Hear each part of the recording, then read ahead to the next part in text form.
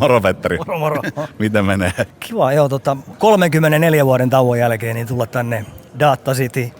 Tämä on ravintola oli silloin nimeltä Alabama. En tiedä mikä tämä, onko tämä edelleen sillä nimellä vai? Se on taito nykyään. Mäkin olen ollut Alabamassa kouluaikoina täällä. Suomen paras ravintola.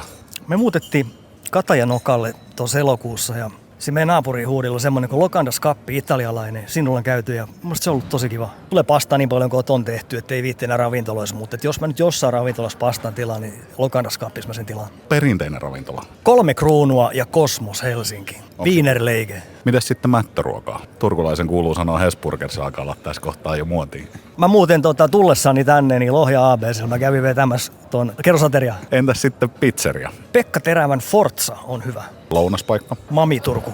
Klassikko syystä. Joo, kyllä, kalapuikot ja sitten tietysti maksa perjantai. Kerkeekö käydä yksin syömässä tai juomassa? Onko joku mesta, mihin tulee mentyä? No joo, siinä Katajanokalla, missä mä jään pois, siinä on Poseidon, niin siinä tulee joskus pipahdettu. Kiitos, se oli sillä selvä.